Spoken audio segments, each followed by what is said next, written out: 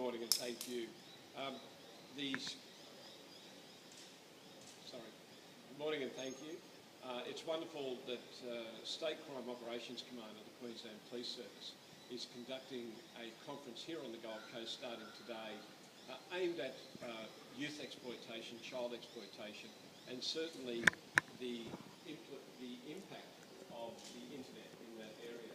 It certainly is in keeping with Australia's commitment to stopping human exploitation wherever it occurs. And in fact, we have a number of international speakers who will be here at this conference providing their expertise, raising our capacity and capability to deal with these issues. Police often have to deal with the aftermath, but is this a lot of this about sort of prevention and trying to stop this from happening in the first place? Oh, absolutely. Certainly the theme of the conference is around prevention and protection of children. So, as I said, it goes hand in hand with our vision in the Queensland Police Service of stopping crime, making the community safer. And certainly that's what this conference is all about. And, you mentioned the global impact. It's not just a Queensland problem, obviously. You've got to work very collaboratively. No, and this conference is certainly about building relationships with our international partners as well. And I think the fact that we have encouraged and motivated a number of very highly regarded academics in this area to this conference from overseas indicates the importance of conferences such as these in Australia. Did you want to... Yeah. John's probably the man. Yeah. So, can you take us through what prompted you guys to try and organise this conference? Frankly, I saw one of the speakers that's speaking today, the professor from the United Kingdom, Joe Sullivan, speaking at a conference. And Joe Sullivan's interviewed over 300 child sex offenders, so the man has an intimate knowledge on the behaviour of these people. So my thought was that we needed to bring that to Australia into a context for our police to learn the best way to deal with these people. And it kind of grew from there, realistically, and rather than just being a law enforcement conference, we need to recognise the fact that there are broader agencies that work in this sphere. So it's everybody from Bravehearts and people that look after the victims, to the prosecutors that are responsible for putting these people through court, the NGOs like Facebook and Telstra that are here that facilitate or provide the tools that some of these people use. They'll all be here, and every single law enforcement agency in Australia, federal and state, is present at this conference. It's interesting to hear about the philosophy behind, what motivates these offenders, isn't it? We don't often, hear about what drives them. That's a very interesting thing for police to probably hear about. Look, absolutely, and I think that's probably something that the public would be very interested in, because it's a very challenging concept for most people to even think about. So we have got some of the best psychologists in Australia and the world at this conference to talk about the broader range of the issues. Everything from whether possessing the kind of images that we find in our investigations, does that lead to contact offending? All of those issues will be addressed during this week. Your group's obviously done a lot in prevention. We're hearing some of the figures just from this year, the amount of people you've arrested and that sort of thing. You feel like you're gaining ground on this issue? Absolutely. And this conference is testimony to the fact that we are actually doing that.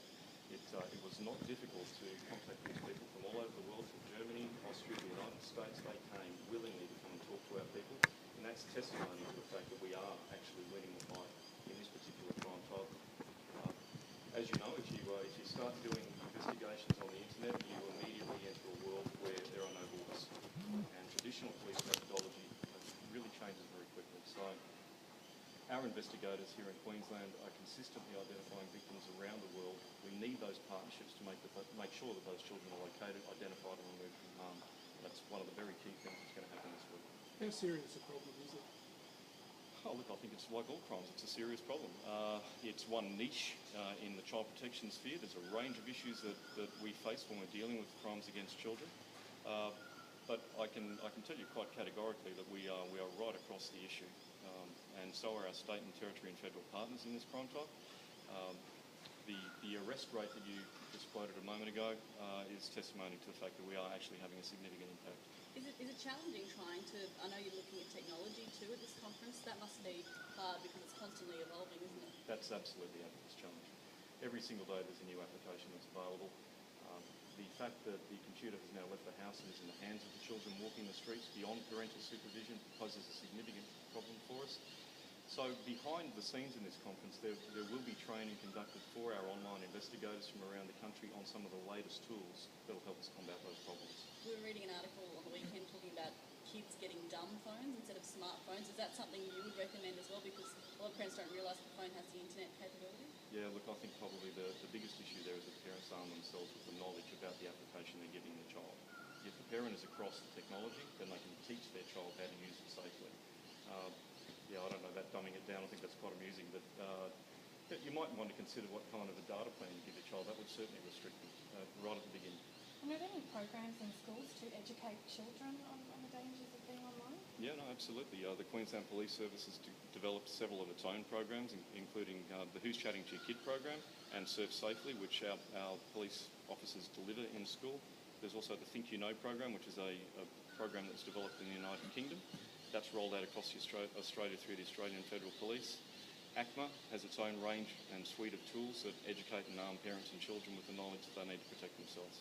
Is it a difficult situation? I guess kids tend to roll their eyes when parents try to talk about technology issues and so on, but perhaps they're not aware of the potential dangers they face.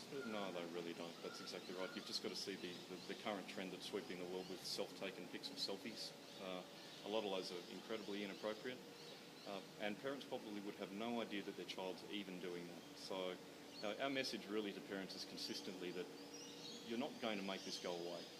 So your best solution in the house is learn about it. Maybe get your children to teach you how to set up a social networking account. And we've got Jeff Wu from Facebook here. He'll be talking to the people this week about some of the security that Facebook provides in that networking application to protect yourself. You're talking a lot about, like, you know, arming victims with the knowledge and that. What about, you know, people that are related to perpetrators and that kind of thing? Is there ways that if you can pick up those sort of things, or is there any way of sort of people, you know, an early detection on people that are going to end up doing these crimes? No, look, 13 years of doing this now, I could walk down the street and I couldn't really tell you one person from another who potentially is going to be somebody that's going to hurt a child. All walks of life, all walk of occupation. There's nothing that is an immediate indicator. Which makes it all the more reason to be wary, isn't it? Yeah, look, I don't think that we should become paranoid as a nation about it, but I think that we should just be aware that it exists and make sure that we, as I have said, prepare your children. You know, if you're going to give them a smartphone or if you're going to let them use the internet and have a social media account, make sure you help them set it up so that they are safe. You mentioned recognising people. I guess there's a tendency for people to think in terms of someone like a Dennis Ferguson or someone like that who behaved very strangely, but that's not the... No, look, absolutely. He was certainly an exception, and that is certainly not the case from my experience. You really would not know by looking at a person what their potential threat to the community is. And the inquiries that we're seeing at the moment into, say, sexual abuse in the church and that sort of thing, do those fit into what you're doing? Well, predominantly those inquiries that are running have got a very significant historical base. The work that we're doing here is trying to stop the sexual abuse as young as we possibly can, so that child has a chance to grow up and develop as a normal human being.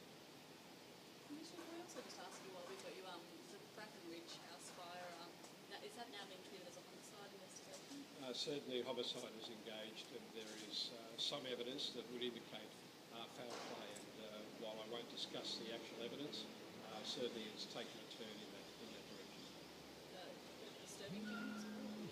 Well, it is a disturbing turn, but any crime